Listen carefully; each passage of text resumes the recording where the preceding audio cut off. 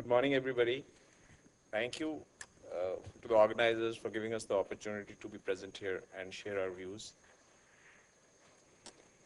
I am the founder principal of Studio KIA, and we have been practicing for the last 35 years. So I'll just run through, different aspects of smart cities and what are the global learnings that we can use in the Indian context. What is smart? Smart is basically using all resources to the maximum, using all data that is available in today's time to the maximum, and analyze the data and put it all together so that all resources are used in the best way possible. If we look at nature, nature has got the best learning curve that we have. It has evolved. If you look at ants, they do the shortest way. They do everything bit by bit in a very efficient manner. And so that's the way, if we can emulate nature in smart, it is the best possible thing that we could do. The thing that we have to look at, we have the youngest world population in the world coming as we go towards 2020. And we'll have approximately 100 million people moving into our cities in the next 6 years or 5 years. 100 million people is approximately 10 times the population of Delhi. Delhi's population is approximately 12 million. So we have that kind of population moving into our cities, and that's where the problems are going to start arising. We have issues like traffic. We have 3 Indian cities which are the worst traffic conditions in the world. Nothing to be proud of. We have 1% of the world cars, and we have 10% fatalities in the world. That's the highest in the world. Power, we have distribution losses. Water, we have distribution losses. Healthcare is in a miserable state. We are the we are the country of rivers. We should be power positive, we should be water positive, but we are negative. Our cities don't have enough water. And as we go forward, it is said that India would be most challenged by water. We will not have enough water for our cities. So smart city, what are the attributes? It's smart IT, communication, it's smart governance. The minister in the morning mentioned that. It's smart environment. Sheetal mentioned about the whole sustainability, smart transportation, smart building, smart energy. It's all about, how we can consume less to live a better life. What are the challenges that we are going to face as we move forward in the smart city concept? Or not only as a smart city, as a nation as we move forward. What are the challenges we are facing today? And they are going to go, they are going to enhance in their magnitude. Energy, resource management, connectivity, information sharing, logistics, the emissions, the pollution. So these are the main challenges that as a country we are going to face. We as a nation, as the government, we operate in different silos. There was a very good example mentioned in the morning. We build a city, the roads are laid out, and the people start constructing. Then 5 years down the line, 3 years down the line, when the buildings are ready, municipality comes in, they start laying the water lines, and then they build the road back again. And 2 years down the line, the electricity department comes in. They say, no, a 33 kVA is not enough. We need to give a 66 kVA. So they do the lines again. They will come and put the lines overhead. Then they say, no, it has to go underground. So all those, because what is happening is all the departments are operating in different silos. They are not connected. Smart will connect all these silos together and all planning resources. Like if you look at the Delhi-Gurgaon Expressway, it has been made 10 years back. And look at it today. It is a nightmare. When it was made, it was a nightmare. Nobody was able to project the population, the usage. So if somebody had said that Gurgaon is going to have a 2.5 million population, and the workforce is going to move from Delhi to that place, how is it going to work? How many cars are going to be on the road?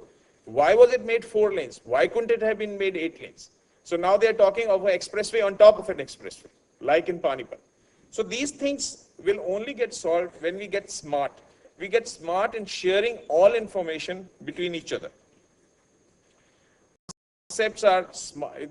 We have started operating in small silos. We are doing smart energy. We have sensor controlled lights. We have smart health. We have smart IT education.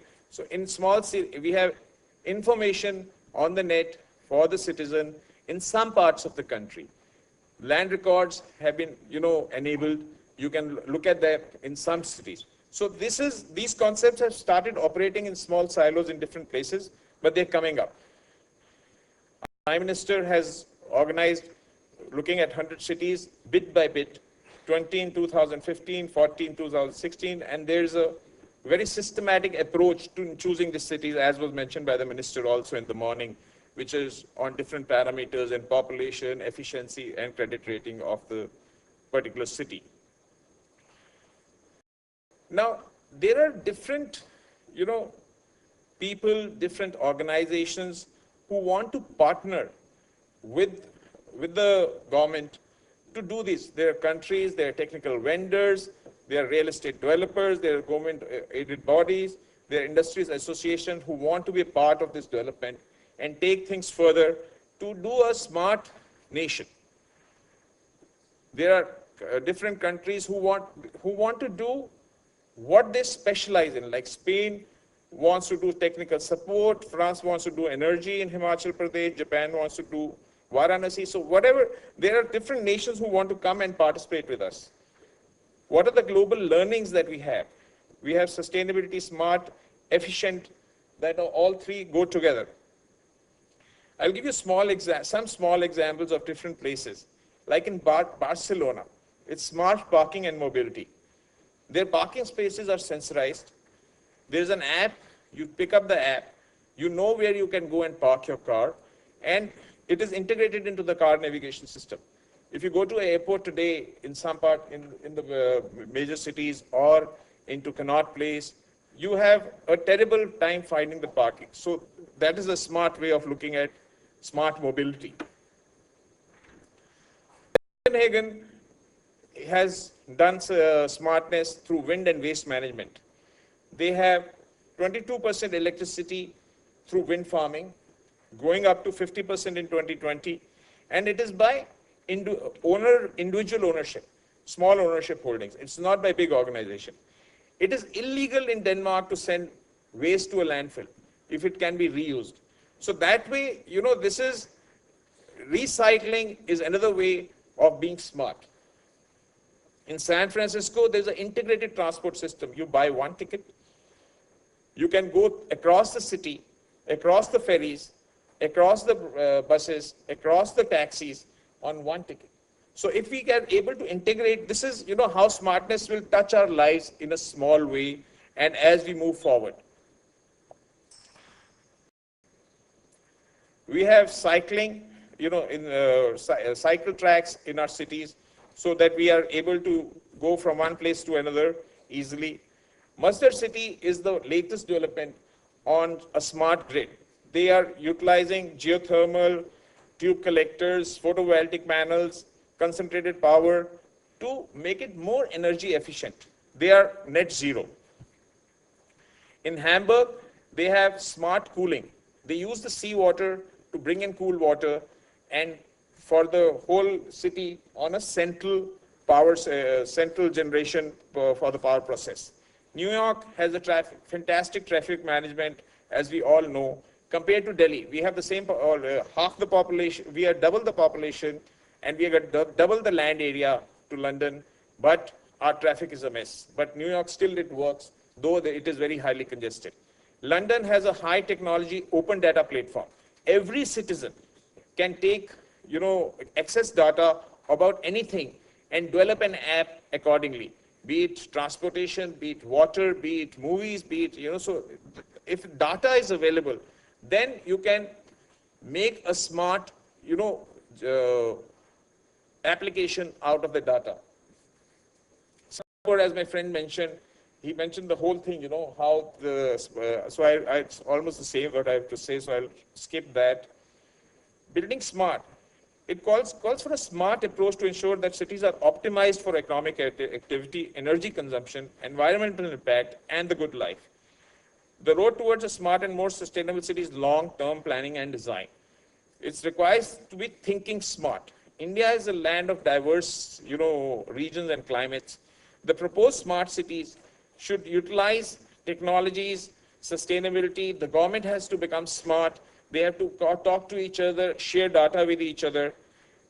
Our main concerns today are public transport, water supply, road, sewerage, solid waste management, and education. The regional things that we could use are in our arid, in Rajasthan and on the coastal areas, we could have wind farms. So the smart technologies are regional-wise decided. You cannot have one solution for the whole country. The solution will go to a specific area, depend on the demographic, depend on the weather, depend on the terrain, and that will give us the final solution. So creating reality where each one of us has to contribute as we move forward. These are small examples of what we are doing. We are doing some schools in the UAE. I'll give you a very interesting example with your permission, sir. One more minute. The kids get into the bus in the school from their home, right? The administration knows that the kid is on the bus because he's got a sensor-based tag. He gets off the bus, the administration knows that this guy is off the bus. He goes into the school, into the class, everybody knows he's into the class. When he goes out, so it's so, controlled that in the other parts of the world, information is available off the shelf. We get our plan sanctioned online. In 20 days, all our plans are sanctioned in the Middle East. We just do online filing. It's one window. There's something happening on the same lines in our country also. The Environment Ministry in the projects in India has made a very big contribution to the country by saying use solar, use recycled water. So that's a part of things that we are doing as architects in the country today. That the Ministry of, and the new thing that 10% power should be generated by the new smart cities is one of the best things that could happen, So being smart is not a challenge, but a need. Let's make it happen. Thank you.